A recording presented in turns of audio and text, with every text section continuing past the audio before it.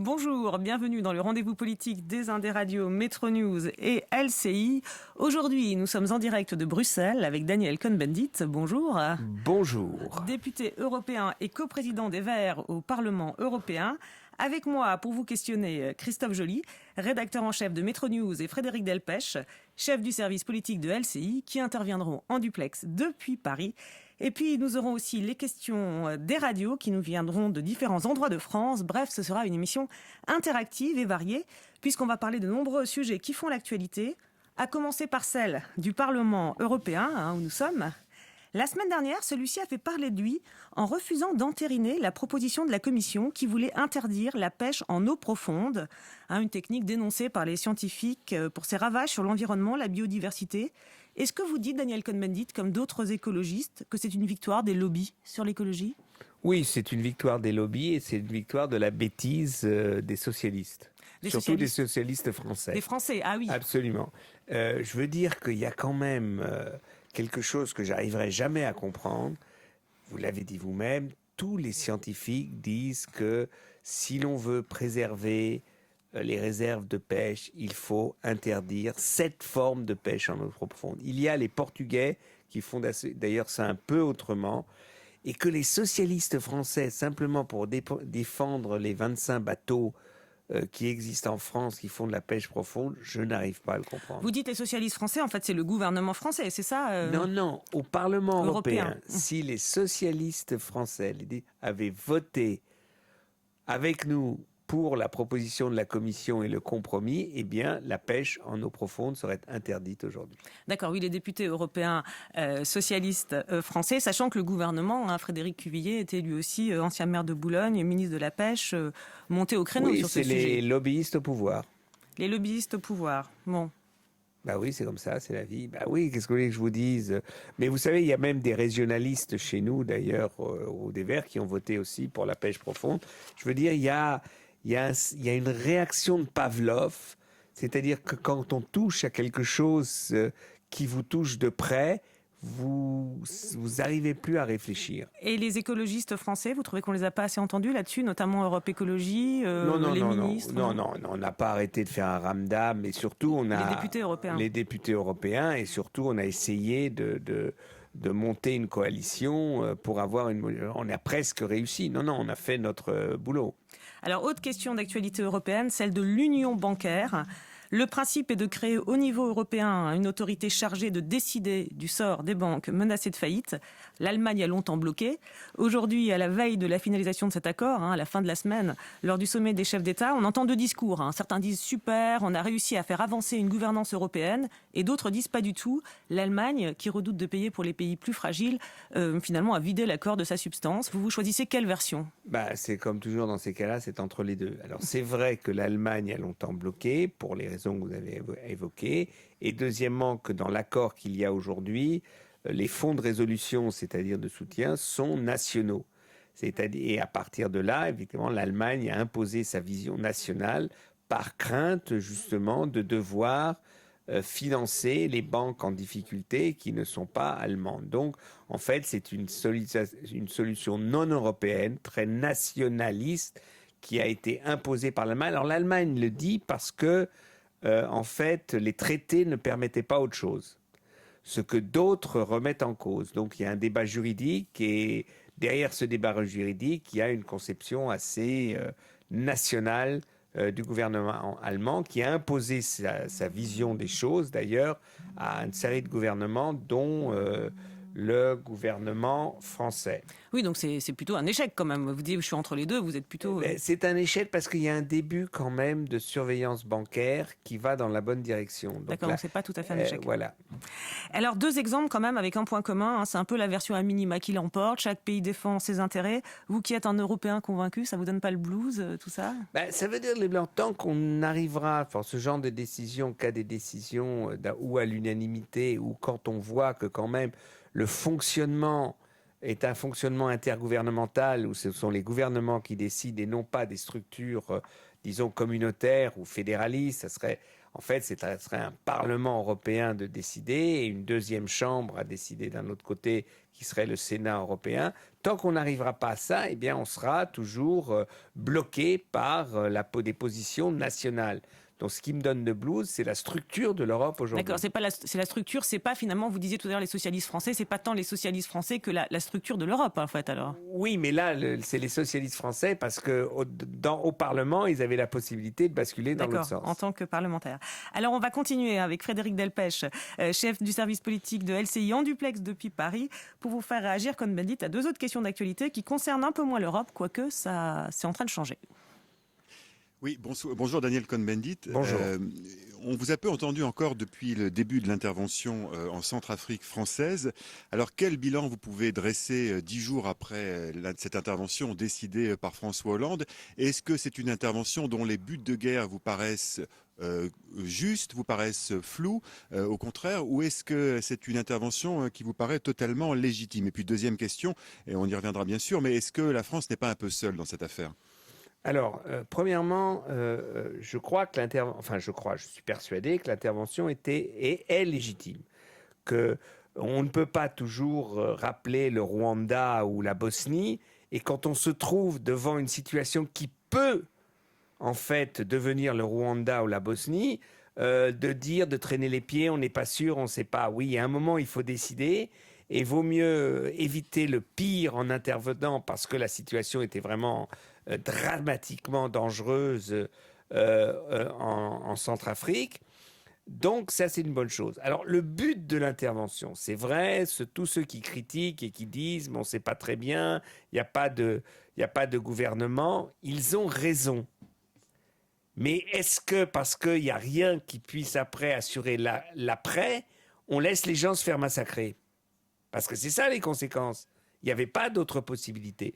Donc je trouve que c'est un peu facile pour certains journalistes de pointer la faiblesse de l'après sans se demander mais qu'est-ce qu'on dirait s'il y avait les massacres tels qu'on les a connus au Rwanda. Donc première chose. Deuxièmement, sur la solitude de la France, vous avez tout à fait raison. Ça, c'est la faiblesse qu'on avait déjà perçue, remarquée, et que moi j'avais même souligné sur le Mali. Où la France aussi était très seule. Oui, en fait, aujourd'hui, ce qu'il manque, c'est une vision européenne, disons, de la stabilité et de la sécurité. Et ce qui aurait été beaucoup mieux, c'est qu'il existe en Europe des forces d'intervention européennes, une brigade d'intervention européenne, qui peut être mobilisée en 24 heures.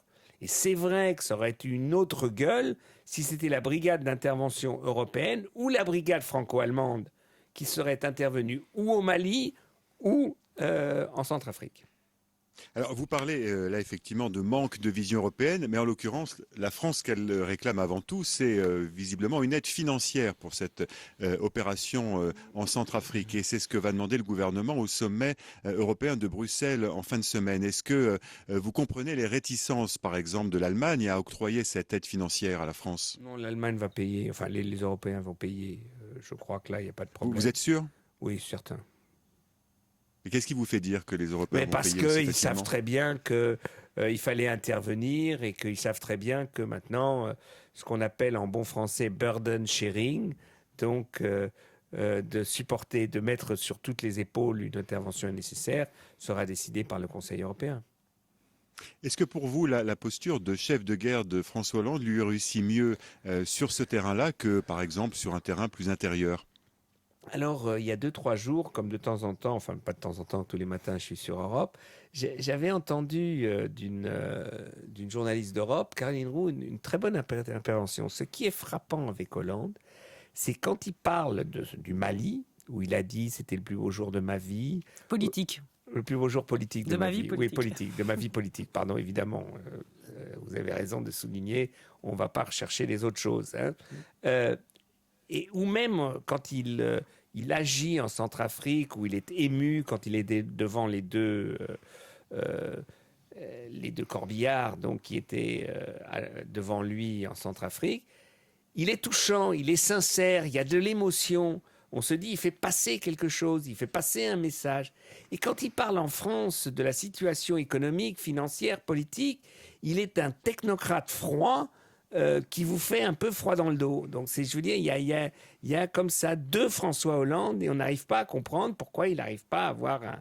Il y a beaucoup d'arrives là, mais qu'il ne parle pas directement, d'une manière sincère, avec empathie aux Français, en leur disant « je comprends la difficulté, voilà pourquoi je crois que c'est la meilleure solution », mais qu'il risque quelque chose dans son discours aux Français.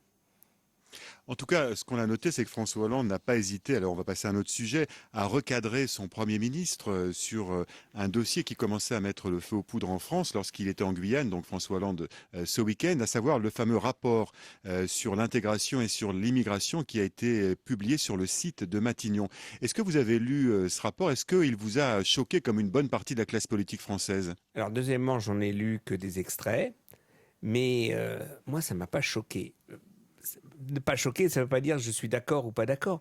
Je trouve que la France, mais alors est complètement figée quand il s'agit de discuter. On peut discuter quand même. Quand il y a un rapport fait des gens qui ne sont pas des fous intégristes, ils ont des arguments.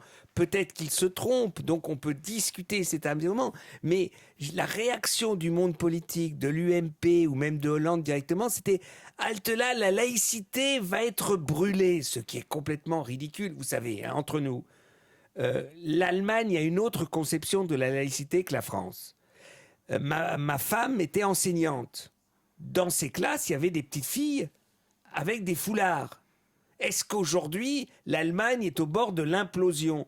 L'Allemagne a des problèmes énormes avec l'intégrisme, la France a des problèmes énormes avec l'intégrisme, et c'est pas un foulard ou pas dans une école qui nous aidera donc, à résoudre ce problème. vous seriez favorable à revenir sur la loi de l'interdiction du voile à l'école, par exemple ? Moi, j'étais contre la loi pour l'interdiction du voile, mais j'avoue et je perçois que ça a calmé les choses dans les écoles. Donc, d'accord. On peut mettre, c'est un argument pour le maintenir, mais c'est pas la peine de s'énerver comme ça quand il y a un rapport qui discute des tas de choses, comme le musée de la décolonisation. Bon, qu'est-ce qu'il y a derrière ? Derrière, il y a que nous ne savons pas, et aucun pays européen vraiment n'a trouvé la solution comment intégrer une nouvelle religion, enfin ça fait maintenant un certain temps chez nous, l'islam dans nos sociétés, tout en combattant l'intégrisme et en permettant l'émergence d'une religion qui, je l'avoue, m'est étrangère. Mais comme toutes les religions, moi je suis athée, je ne crois en rien. Toutes les religions me dérangent, mais en même temps, toutes les religions ont le droit d'avoir un pied-à-terre dans nos sociétés. Alors vous critiquez aussi la manière dont le débat s'organise en France. Alors justement, sur cette question, Christophe Joly, rédacteur en chef de Métro News, va vous questionner. Bonjour, vous avez manifesté récemment votre déception sur le paysage politique français. Est-il plus décevant qu'en Allemagne, pays que vous connaissez bien, et en quoi est-il décevant selon vous ? C'est-à-dire que j'ai l'impression qu'en Allemagne, à certains moments, ils retrouvent une cohésion nationale pour prendre certaines décisions. Alors, à l'exemple de la coalition au pouvoir actuellement. La grande coalition a été décidée par les électeurs. Aux dernières élections en septembre, en Allemagne, les chrétiens démocrates, Mme Merkel, voulaient reconduire sa majorité avec le FDP. Les électeurs ont renvoyé, le FDP à la cave. Ils ne sont plus représentés au Bundestag. Les socialistes et les Verts n'ont pas eu la majorité qu'ils espéraient. Donc, il fallait trouver une solution. La grande coalition est une mauvaise solution, mais c'était vraisemblablement politiquement la seule possible en ce moment. Donc, et à partir de là, ils ont trouvé un accord. Alors, on verra ce que ça donne. Je ne sais pas ce qu'ils vont mettre. Mais ils ont fait un accord en essayant de comprendre l'intérêt général en Allemagne, c'est-à-dire les uns C'est ce qui fait défaut en France, hein. Oui, ce qui fait défaut. Vous n'arriverez pas à une grande réforme, par exemple, sur les retraites, sur l'école. Vous n'arriverez pas à une grande réforme, la transition énergétique, par exemple, si vous ne faites pas une grande coalition entre les partis politiques, les organisations de la société civile et les syndicats et le patronat. Mais il faut vraiment comprendre que trouver une solution pour ces sujets qui ont besoin maintenant qu'on les prenne à bras de corps, ça ne se fait que si chacun y met du sien. Si le patronat dit nous on est prêt à faire un accord, si vous venez sur nos positions ou l'inverse des syndicats, évidemment que c'est râpé d'avance. Et Donc alors, quelle est la solution? C'est-à-dire qu'il faut sortir d'une politique de parti? C'est un peu ça, aller au-delà des partis? Non, la solution, c'est qu'il faudrait vraiment que dans l'opinion publique, maintenant, il y ait un climat qui impose aux partis politiques d'arrêter avec leurs bêtises. Vous savez, ça devient ennuyant. Mais ça existe aussi en Allemagne, notamment. Ça devient ennuyeux, quoi. L'opposition dit quelque chose, la majorité dit « Ah non, pas question ». La majorité dit quelque chose, l'opposition dit « Ah mais qu'est-ce que c'est bête ». Même si ce que dit la majorité aujourd'hui est ce que disait l'opposition hier, ils s'en foutent complètement. L'exemple de la débilité politique de la France, c'est le débat sur la taxe écologique, sur la fiscalisation écologique. Enfin, c'est complètement fou cette histoire. Alors qu'on pourrait quand même discuter sereinement en disant est-ce qu'il n'y a pas une trop forte taxation du travail, donc détaxer un peu le travail et taxer l'empreinte écologique, c'est le bon sens des pays comme l'Allemagne, le Danemark que l'on fait. Bon, je ne comprends pas pourquoi une Ségolène Royal qui elle-même il y a quelques années était pour la taxe écologique, aujourd'hui dit... Quand Nicolas Sarkozy voulait imposer la taxe carbone, elle était contre déjà à l'époque. Oui, mais aujourd'hui la droite... Les Non, mais d'abord, quand elle était au ministère elle était pour. Les socialistes, quand Sarkozy a proposé la taxe carbone, il avait raison. Et aujourd'hui, la droite fait comme si Sarkozy n'avait jamais proposé. Et cette taxe écologique avait été votée à l'unanimité à l'Assemblée. Et c'est ça votre pire déception concernant le gouvernement de François Hollande? Quelle est votre pire déception? C'est pas que j'ai la pire déception. Moi, d'abord, ça, c'est ma pire déception sur la France. Pas simplement sur le gouvernement. Il ne faut pas tout mettre sur le... Vous décrivez une forme de malhonnêteté, en fait. Je décris une forme de simplisme intellectuel de beaucoup de responsables politiques en France. De la fainéantise intellectuelle. Oui. D'accord, de beaucoup de responsables politiques, y compris là, sur ces aspects-là, du gouvernement, y compris des oui, ministres, par exemple, je crois que, même s'il a peut-être mal fait, mais... Hérault a raison quand il veut reprendre l'idée de la grande réforme fiscale. Oui, la France a besoin d'une grande réforme fiscale. Alors on me dit c'est pas possible. Je dis oui, si c'est pas possible, si on n'y met pas, chacun n'y met pas du sien, ça ne sera pas possible. Mais l'économie française va en pâtir. C'est ça qu'il faut dire. Si on continue à rafistoler, là j'ai une petite vis, là j'ai une petite vis et je rajoute ceci, j'enlève ceci. Tout le monde se perd, personne n'y comprend rien et ça ne fait pas avancer le schmilblick. Alors on entend que vous êtes assez dur concernant le système français en général et puis la classe politique français en général et la classe politique et les ministres écologistes. Il y a eu un sondage là assez catastrophique d'ailleurs pour Cécile Duflot qui montrait son image désastreuse. 75% des Français avaient une mauvaise opinion d'elle. Elle était jugée trop perso, arriviste, incontrôlable, politicienne. Comment vous expliquez ça, cette mauvaise image?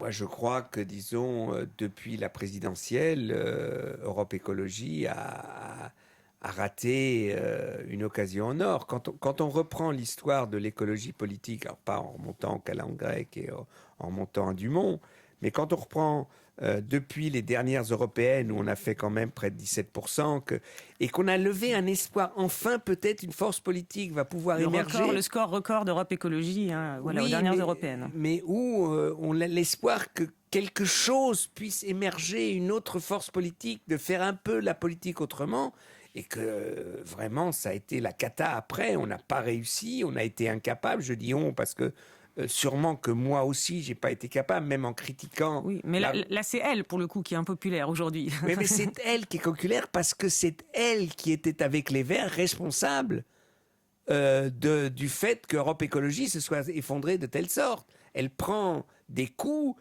je dis pas qu'elle mérite, mais parce que les Verts ont eu, si on veut pour moi, et Europe Écologie, les Verts dans son ensemble, ont eu vraiment un comportement déplorable qui a fait qu'on a remis en cause tout ce qu'on avait réussi aux européennes.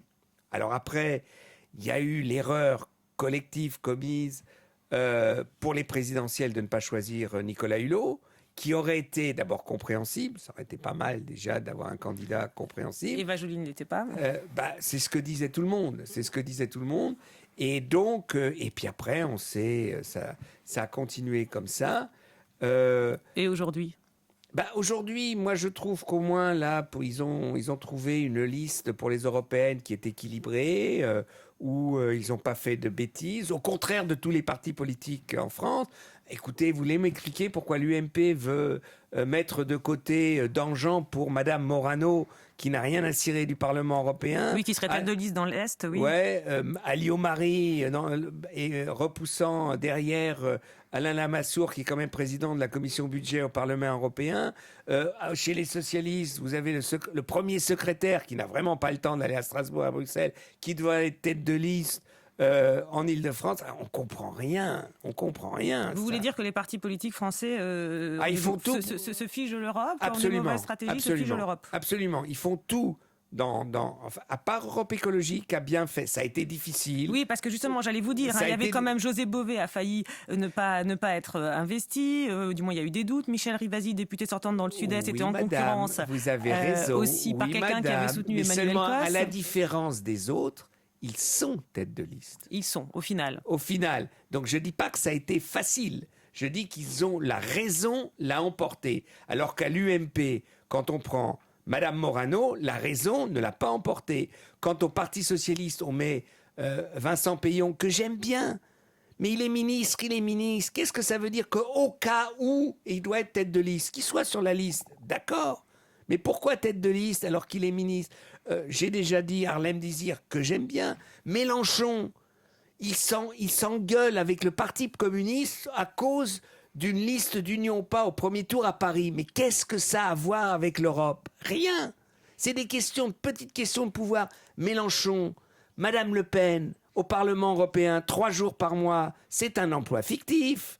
Daniel Cohn-Bendit, vous parlez à l'instant de Marine Le Pen. Justement, je voulais vous poser une question. Marine Le Pen est parmi les dirigeants politiques actuels la seule qui affiche un but clair pour les européennes, arriver en tête aux élections européennes en France et surtout vouloir constituer un groupe de députés européens dont elle pourrait par exemple être la présidente. Donc vous ne pouvez pas dire que Marine Le Pen n'a pas un objectif très précis pour cette élection européenne. Attendez. Vous vous moquez de moi avec votre question ou c'est sérieux? Non, comment vous voulez être candidate à toutes les élections nationales, régionale, présidentielle et présidente d'un groupe? Moi, vous voulez savoir ce que c'est que le boulot de président d'un groupe au Parlement européen? C'est près de 60 heures de boulot. C'est pas une présence de 3 jours à Strasbourg pendant un mois. C'est être chaque semaine à Bruxelles au moins 3 à 4 jours par semaine. Et vous voyez Marine Le Pen, qui a quand même d'autres objectifs que de dire n'importe quoi sur l'Europe de temps en temps à Strasbourg, qu'elle veut vraiment s'investir dans l'Europe. C'est ça que je lui reproche. Elle a un but qui est un but impossible. Vous ne pouvez pas être chef de parti national et être président d'un groupe au Parlement européen avec tout ce que ça veut dire. C'est impossible. C'est incompatible. C'est physiquement pas possible, à moins qu'elle soit une super femme qui vienne d'autre part. Alors, mais vous pensez qu'elle a quand même des chances d'arriver en tête, le Front National en tout cas, en tête aux élections européennes en France? Est-ce que ça vous inquiète? Non, mais si vraiment on ne se bat pas, tout peut arriver. Mais enfin, son programme, c'est quoi? C'est sortir de l'euro, sortir de l'Europe, faire un bras d'honneur à la mondialisation et fermer les frontières. Vous croyez qu'avec ça, vous allez résoudre la crise financière, économique et écologique de la France? Mais c'est se moquer des gens. Donc il faut se lever et vous dire oui, il y a des choses qui ne vont pas en Europe. Oui, il y a des choses qu'il faut changer. Mais on ne sortira de la crise économique, financière et écologique que si on arrive à construire une autre Europe et non pas se replier au niveau national qui ne va pas marcher. Enfin, il faut commencer à se battre. Quand elle dit des bêtises, eh bien il faut dire madame, calmement, vous dites n'importe quoi. Alors on sent que vous auriez encore envie de faire campagne. Hein. C'est dommage de s'arrêter là. Écoutez, à la fin de votre mandat, dans quelques mois, vous ne ferez pas campagne avec Europe Écologie pour les européennes? Si, je vais sûrement soutenir certains candidats comme Yannick Jadot, José Bové, Sandrine Bélier, Karima Delli, je vais les soutenir. Mais je ne ferai pas campagne pour moi, non. Ça fait 20 ans que je suis au Parlement européen.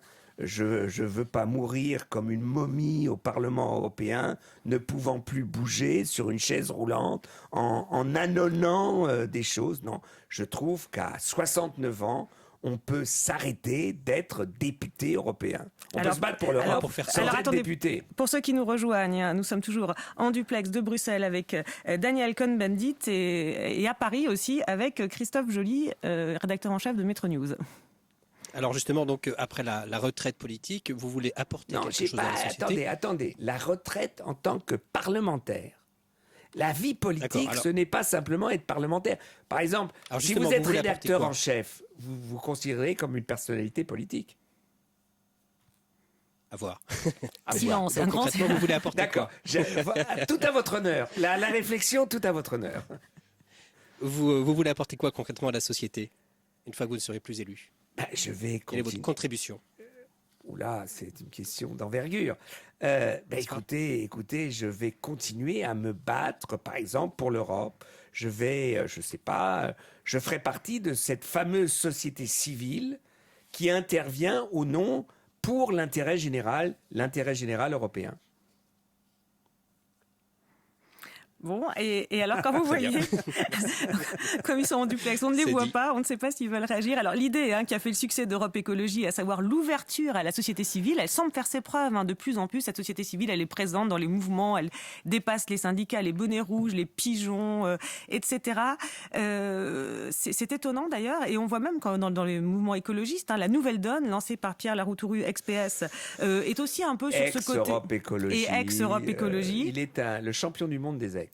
Le champion du monde des textes, mais on voit bien que c'est ce côté société civile qui existe dans Oui, ce non, mais mouvement. alors, Laroutouru et société civile, c'est un peu exagéré. D'accord. Vous n'êtes pas séduit par la Nouvelle Donne, ce nouveau parti Ah non, pas du tout, parce que moi, des fois, j'aime bien ce qu'il dit. Comment il s'appelle, son groupe Roosevelt, non? Oui, enfin, il a des idées. Comité Roosevelt. Le Comment comité Roosevelt. Le comité Roosevelt, pardon, vous avez raison. Il a de bonnes idées, mais vraiment, il quitte à chaque fois un parti qu'on lui donne pas ce qu'il veut.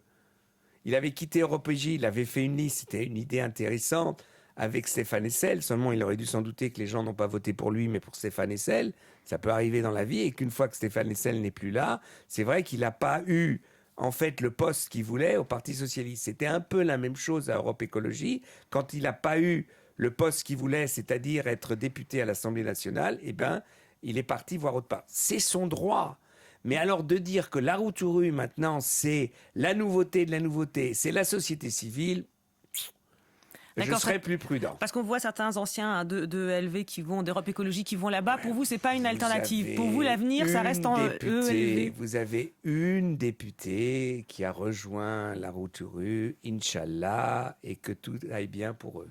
Donc pour vous, l'avenir de l'écologie, entre guillemets, politique en France, ça reste Europe Écologie, malgré tous ces dysfonctionnements, malgré toutes les critiques que vous avez formulées, malgré tous les départs? Ça reste Europe Écologie si Europe Écologie arrive à se ressaisir. Et alors la recette pour se Mais c'est ressaisir? quoi? C'est ça? Comment? J'ai pas Mais c'est compris. quoi la recette comme La recette, c'est d'arrêter d'être une force politique magouilleuse, traditionnelle, d'arrêter de pomper l'énergie de ses militants pour des questions internes. Mais C'est-à-dire... ça, c'est pas la recette, ça. C'est l'objectif. Non, c'est la recette. Vous faites comment concrètement pour changer ça? Je veux dire que comment c'est que les militants d'Europe Écologie renversent la table et disent il y en a assez avec ça. Vous savez, on peut pas... Vous lancez un appel aux militants d'Europe Écologie. Là, c'est pas aux cadres, c'est pas au chef c'est pas à Cécile Duflot, c'est aux militants d'Europe Écologie. Non, mais Jean-Vincent Flancet ne va pas changer. Vous avez pas, c'est pas parce que je fais un appel, dit Jean-Vincent, sois gentil, tu veux pas changer un peu?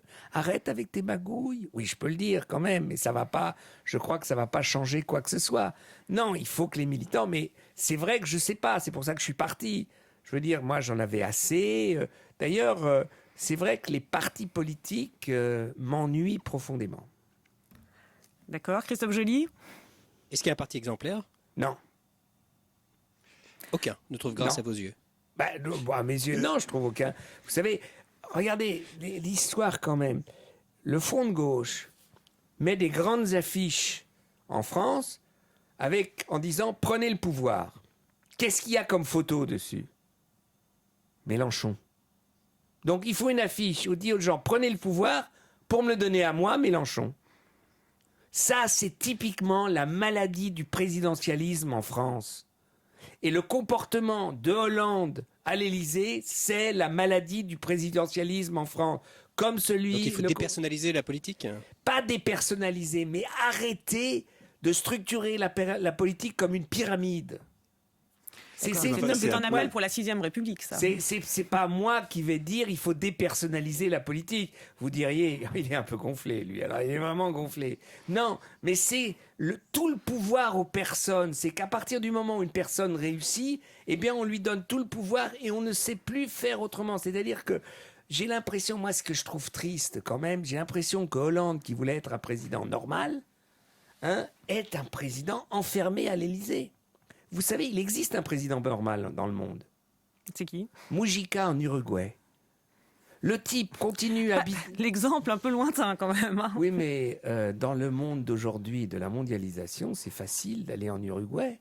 C'est facile de voir que ce président roule toujours dans sa petite Volkswagen, que ce président qui devrait gagner 10 000 euros donne 80%, redonne à l'État et vit que de 1500, 2000 euros, qui vit dans sa petite ferme et qui a réalisé des choses fantastiques. La dépénalisation des drogues douces, qui a réalisé des plans sociaux, le mariage pour tous, etc. Je veux dire, il y a une possibilité d'être président autrement. Mais qu'est-ce qu'il devrait faire alors François Hollande? Parce qu'il a essayé. Non, il n'a pas essayé. Mais non, à chaque fois, toute la campagne, il a toujours dit c'est moi qui décide. Je veux dire, enfin, je sais pas. Moi, je trouve que il y a un problème de la société française. Il y a un problème. Mais Daniel Frédéric Cohn-Bendit, lorsque vous évoquiez à l'instant Europe Écologie Les Verts, on sait quand même que les Verts sont parmi les partis politiques français l'un des plus démocratiques où le système à l'intérieur des militants, les militants doivent valider un certain nombre d'orientations. Enfin, il y a d'interminables conseils nationaux où il faut trancher des sujets. Ils sont pas. Vous savez pourquoi ils sont pas démocratiques? Dans la démocratie, une démocratie ne peut pas fonctionner si on ne fait pas confiance. La structure démocratique, entre guillemets, de Europe Écologie, c'est une structure de méfiance. Et à partir de là, la pseudo-démocratie que vous venez décrire devient une démocratie ultra-bureaucratique. Vous passez des heures et des heures à, en fait, vous méfier de quelqu'un qui a un certain statut. C'est pas ça que j'appelle la démocratie. C'est invivable, c'est irrespirable cette atmosphère. C'est pas ça que moi j'entends avec démocratie. Il n'y a pas de la joie de vivre. Il y a la joie de surveiller. Vous savez, il faut relire Surveiller et punir de Foucault. Hein. Mais alors, c'est Jean-Vincent Placé, le grand surveillant en chef, alors pas dit. C'est Jean-Vincent Placé. Jean-Vincent Placé, le grand surveillant en chef, alors, en quelque sorte. Oui, là, il a pris une claque quand même au dernier Conseil fédéral et ça ne s'est pas passé. Je vous donne un exemple. Hein. Vous voulez tout savoir? Je vous donne un exemple. La campagne d'Eva Joly n'était pas bonne au présidentiel. On est d'accord? Et bon, Eva Joly veut se représenter. On pourrait trouver des arguments de discuter avec elle si c'est la bonne solution qu'elle se représente aux élections européennes. Ça n'a pas été fait. Maintenant, au dernier Conseil fédéral, à la dernière minute, 1 heure, Jean-Vincent Placé propose un scénario où on mettrait tête de liste Eva Joly dans le centre, c'est-à-dire aucune chance d'être élue. Ça ne se fait pas. C'est moralement inadmissible. Inadmissible. On peut discuter des mois avant avec Eva Joly. Elle ne sait même pas que ce scénario est proposé par le groupe majoritaire d'Europe Écologie. Mais c'est des malpropres. Il faut qu'ils apprennent à vivre. Non pas, on peut poser tous les problèmes politiques, mais c'est ça que je déteste dans la politique. Quand les partis politiques n'ont pas la moindre sensibilité de respect humain. Voilà, les partis politiques, c'est certaines personnes qui gèrent le parti en l'occurrence. Oui, mais ça se retrouve dans tous les partis politiques. Hein. Regardez l'UMP. Prenez l'UMP et l'Europe. Enfin, la méfiance de l'UMP face à Michel Barnier. Mais c'est un scandale. C'est un des meilleurs, c'est un Delors de droite. un des meilleurs. Ils sont même pas capables de le soutenir dans sa campagne pour être président de la commission. Président de la commission, oui. C'est des malpropres. Ils ont rien compris. Pour des raisons de politique intérieure que vous et moi, vous ne comprendrez jamais. Voilà ce que je déteste. Il est jugé trop européen, c'est ça, trop pro-européen oui. par rapport à la campagne des européennes qui devrait se jouer sur d'autres thèmes. Oui, mais qui va échouer. Alors, c'est Madame Morano qui va faire la campagne. Oh là là, on va s'amuser, les enfants. On va s'amuser. Bon, alors on continue. Et je pourrais dire la même chose sur le PS ou la même chose sur le Front de gauche. Je veux dire, c'est tout parti réuni, main dans la main, là. Alors on continue pour les presque 20 dernières minutes de cette émission, donc avec Daniel Cohn-Bendit toujours en duplex de Bruxelles, et on va passer maintenant aux questions des radios. Alors la première vous est posée par Denis Lebars, directeur des rédactions d'Alouette, la radio du Grand Ouest, mais à propos d'un projet local dont on a entendu parler jusqu'à Bruxelles.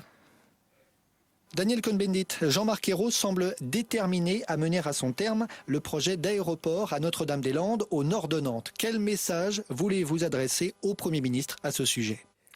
Jean-Marc, arrête d'être coincé comme ça. Notre-Dame-des-Landes est inutile, complètement inutile. Dans le monde d'aujourd'hui, vous avez des TGV et vous avez des grands centres, disons des aéroports comme Paris, Lyon, etc. Mais cette idée, rien que pour libérer je ne sais pas combien de milliers d'hectares pour construire près de Nantes, ça vraiment personne ne comprend. Donc, Jean-Marc, je t'aime bien, mais vraiment, Notre-Dame-des-Landes, c'est une erreur fondamentale.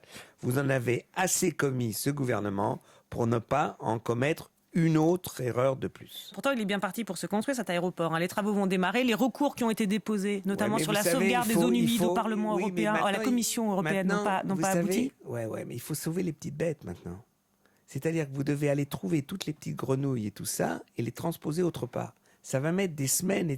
Vous voyez un peu le spectacle que ça va donner ?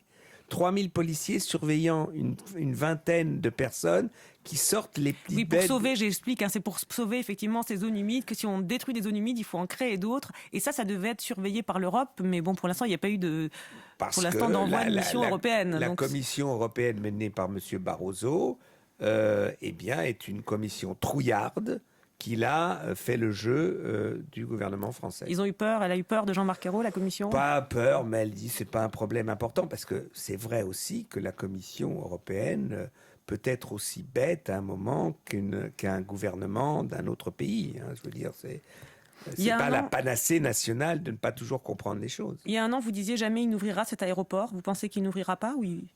Je suis pas sûr qu'il l'ouvrira. Je suis pas sûr et j'espère qu'il va comprendre qu'il a plus à perdre. Alors, c'est quand même plus facile d'arrêter Notre-Dame-des-Landes que de commencer une grande réforme fiscale. Peut-être qu'il a du mal aussi. Alors on passe maintenant... justement, il a du mal.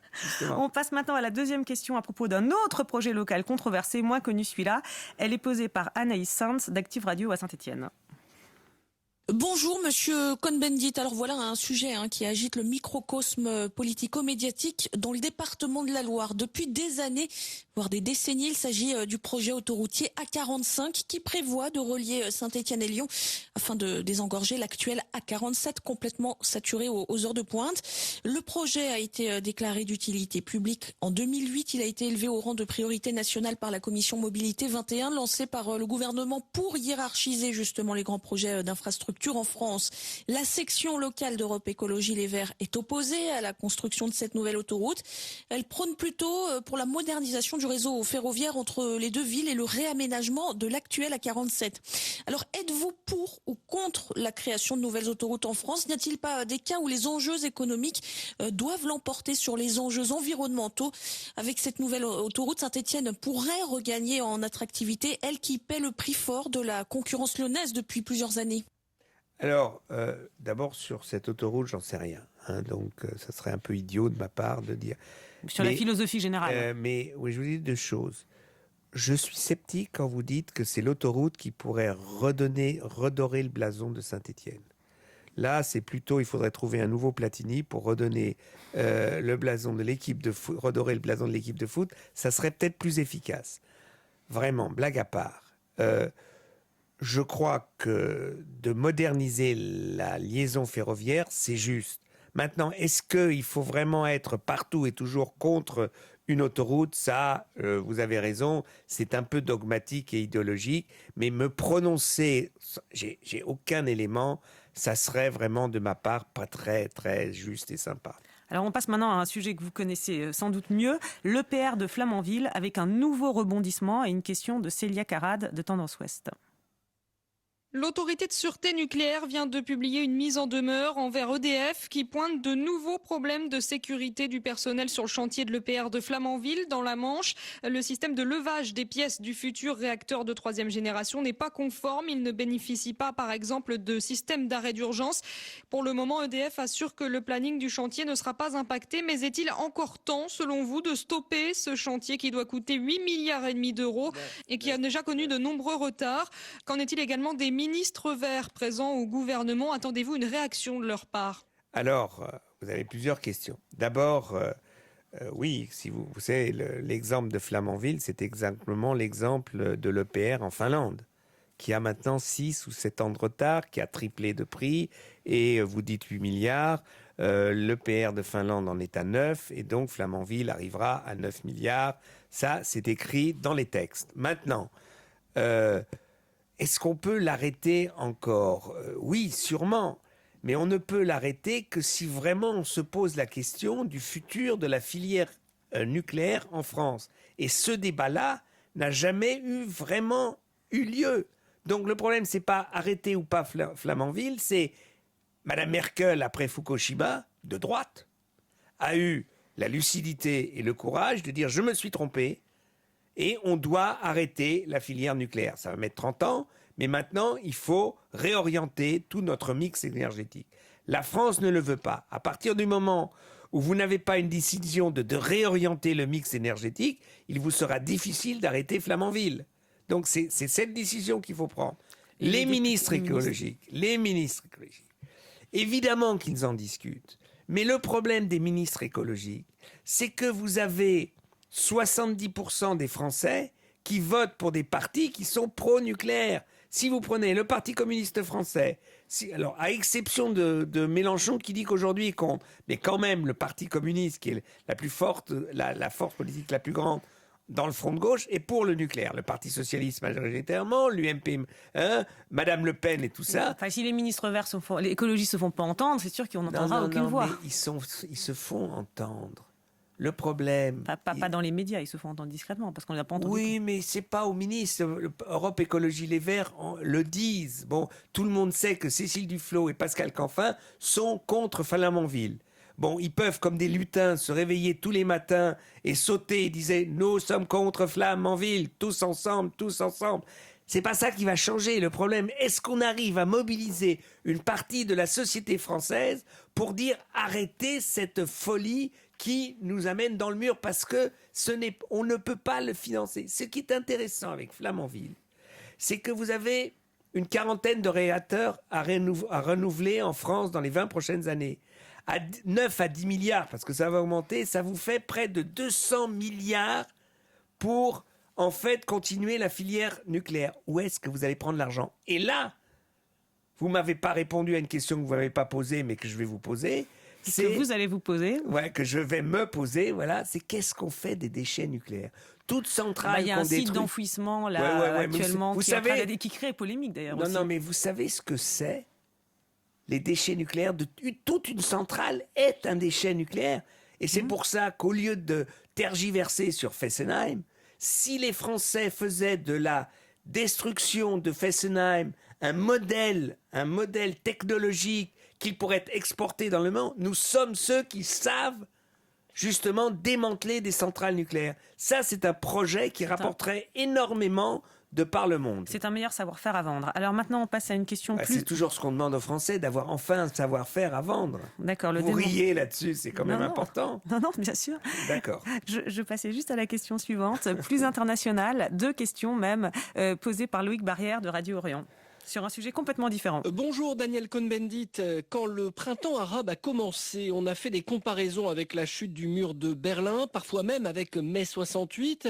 Aujourd'hui, le bilan de ces révolutions est contrasté. Pensez-vous que l'Union européenne a soutenu comme il convenait les démocrates dans les pays du printemps arabe? Êtes-vous optimiste sur la démocratisation de ces pays? Par ailleurs, sur la question du Proche-Orient, pensez-vous que l'Union européenne devrait exercer plus de pression sur Israël pour l'empêcher de poursuivre la colonisation? Ah, vous avez beaucoup de questions nulles là. Alors, d'abord, La démocratisation des pays. il est évident que cette démocratisation était stoppée. Le seul pays où on peut avoir un espoir, et c'est pas clair encore, c'est un peu la Tunisie. Parce que, en fait, la force médiatrice en Tunisie, et ça a été trop peu relayé, c'est l'UJTT. Ce sont les syndicats avec le patronat tunisien. Ça, c'est le seul cas de figure dans le monde arabe aujourd'hui. C'est-à-dire, quand même, deux organisations ils sont ciblés par certains proches du pouvoir aussi. Oui, d'accord, mais ils sont ciblés, mais quand même, ils ont réussi à un consensus qui a été détricoté après. Ça. Donc, je veux dire, la partie n'est pas finie en Tunisie. En Égypte, ça va mal. C'est-à-dire que ce qui m'avait frappé en Égypte, c'est que tous ceux qui avaient porté le mouvement contre Moubarak aujourd'hui étaient à la fin pour le putsch militaire contre Morsi et qui pose des problèmes vraiment. Donc ils disaient l'islam politique, on n'en veut pas, mais maintenant ils disent les militaires, on n'en veut pas. Donc ils sont un peu échec et mat là, dans cette situation quand on prend l'Égypte. Alors, sur l'Union européenne et les pressions sur Israël. Oui, alors elle a essayé. Alors c'est toujours facile de dire pas assez. Elle a essayé et je crois que il faut mettre le paquet sur la Tunisie, vraiment parce que d'ailleurs l'évolution en Tunisie c'était une action conjointe de l'Union européenne et des Américains pour pousser justement Ennahda à accepter le consensus proposé ou la ligne proposée par le patronat et l'UJTT tunisien. Sur Israël. Alors moi, je crois que ce qu'il faut absolument en ce moment sur Israël, c'est soutenir le processus en Iran. Car si vous voulez soulager et permettre une évolution du climat en Israël, il faut jouer par la bande avec l'Iran. C'est pas en faisant pression directement sur Israël, ça ne marchera pas. Oui, mais ça ne marchera pas parce que l'histoire des Juifs, on a souvent été seuls au monde. Donc il faut d'abord désenclaver le climat autour d'Israël. Ou en même temps, il faut faire pression, il faut dire que c'est pas juste, il faut se battre contre les colonisations, mais il faut savoir aussi que si Rouhani, on essaye, on fait tout pour que Rouhani devienne le Gorbatchev de l'Iran, alors on avancerait. Voilà, pour moi, si on veut, l'idée un peu intéressante que j'ai, c'est est-ce que Rouhani va pouvoir devenir, alors qu'il ne le sait pas encore aujourd'hui, le Gorbatchev de l'Iran iranien, alors qu'au début, Gorbatchev ne savait pas qu'il allait devenir Gorbatchev. Et alors, on va terminer maintenant par une question peut-être plus personnelle, quoique, posée par Radio FG, Antoine Baduel. Daniel Cohn-Bendit, vous avez été la figure de mai 68, un temps où la jeunesse rêvait d'un autre monde, de liberté plus grande. Quel regard portez-vous sur la jeunesse d'aujourd'hui, qu'on dit souvent désemparée, voire désespérée, et dans le même temps apathique, ne s'engageant plus dans les débats d'idées, les partis politiques, les associations? Une jeunesse qui ne se rebelle plus est-elle un mauvais signe pour une société? Écoutez, je déteste être le grand-père qui donne des leçons aux jeunes. Je trouve ça désagréable. D'autant plus qu'il est beaucoup plus difficile d'être jeune aujourd'hui face au chômage, à la crise écologique, aux guerres, que dans mon temps. Dans mon temps, on était péremptoire. On pouvait prétendre n'importe quoi. Les uns étaient pour un socialisme à la Corée du Nord, des autres étaient pour un socialisme à la Cuba, les autres ont défendu la révolution culturelle en Chine. Il fallait complètement dingue pour faire ces choses-là. Donc, on avait le droit d'être dingue et on pensait des choses bien aussi. Bon, aujourd'hui, c'est plus difficile. Donc, moi, je n'ai pas un regard négatif sur les jeunes. Je trouve qu'il y a des jeunes qui sont admirables. Quand vous avez vu les indignés dans la rue, ils essayent et c'est plus difficile. Donc, arrêtez d'être si dur avec la jeunesse. C'est un mauvais signe pour la société. Les jeunes sont durs envers eux-mêmes. Peut-être. Oui, d'abord, c'est vrai, les jeunes sont durs avec eux-mêmes. Vous avez tout à fait raison. Donc voilà. Et alors, concernant la rébellion, d'ailleurs, dernière question de Christophe Delpech concernant le domaine sportif. Oui, alors domaine sportif et puis surtout François Hollande d'ailleurs puisque c'est lui qui est concerné. Alors tout à l'heure vous avez loué la dimension, la stature internationale du président de la République.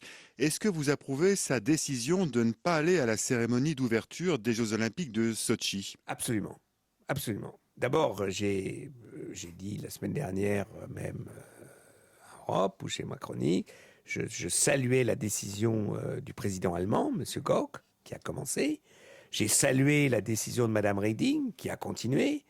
Et j'aimerais que François Hollande dise « parce que je ne supporte plus que les droits de l'homme et les libertés soient bafoués en Russie ». Qu'il le dise clairement. Et Justement, Ramayad dit il a le boycott honteux. Il dit pas pourquoi il n'y va pas. Je ne sais pas s'il est honteux, mais enfin, il ne le dit pas. Ça, elle n'a pas tort, Ramayad. Moi, je crois que Il fait la moitié du chemin, quoi. Sarkozy n'aurait pas dû aller à l'ouverture des Jeux de Pékin. Oui, on se souvient de votre sortie à l'époque. Et donc, moi, je suis tout à fait... Et deuxièmement, maintenant, il faut créer un climat pour que les sportifs s'expriment à Sotchi, qu'ils inventent des choses. Alors, en 68, parce que tout le monde aime parler de 68, c'est le point levé des Noirs américains dans le ciel de Mexico. Vous aviez des matchs de hockey sur glace qui étaient une révolte contre l'impérialisme soviétique, des matchs Tchécoslovaquie, Union soviétique. Et imaginons, je ne sais pas ce que peuvent inventer les doigts multicolores des sportifs à Sotchi, qu'il y ait des sportifs qui affirment un positionnement politique, même et parce qu'ils aiment le sport. Même pendant le CJO. Alors pour terminer, vous êtes sur les Indes radios. Parce que vous savez comment va être la cérémonie d'ouverture au JO? Non. Eh bien, vous allez voir la cérémonie d'ouverture, vous aurez donc les représentants politiques du monde entier. Poutine va rentrer dans l'arène et il va se battre torse nu contre un ours. Ça va être la grande ouverture des Jeux Olympiques de Sotchi. Ça va être beau le spectacle. Alors pour terminer, vous êtes ici sur donc les Indes radios, un groupement de radios indépendantes, 120 radios indépendantes. Aujourd'hui, et parce qu'il est souvent question du pluralisme et de la concentration à Bruxelles, on en parle souvent. Il y a une décision qui a été prise par le CSA pour à Bruxelles, le CSA. Non, à Paris, à Paris. Bon, non, j'ai vous qui par le CSA à Paris. Non, c'est une réaction concernant un sujet qui concerne les radios libres, comme on dit. Voilà, les radios indépendantes.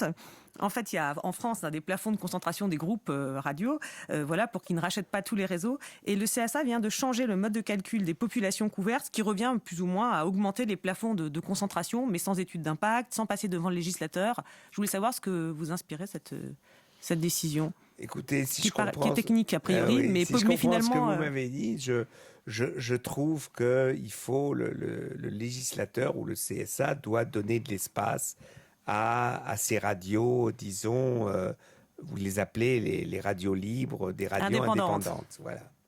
Je trouve que ça, c'est absolument nécessaire. C'est vrai qu'il y a un phénomène de concentration dans les médias depuis déjà plusieurs années, avec des hausses de plafond de concentration. Et là, on est un peu dans cette tendance encore à travers une décision technique. Bah oui, ça va pas dans la bonne direction. D'accord. Bon, c'est tout, c'est bref, mais c'est précis. Ce sera le mot de la fin. Merci beaucoup, Daniel Cohn-Bendit, de nous avoir accordé ce temps, répondu à toutes ces questions des Indes radios, de Métro News et de LCI. Merci, ça m'a fait plaisir, c'était drôle.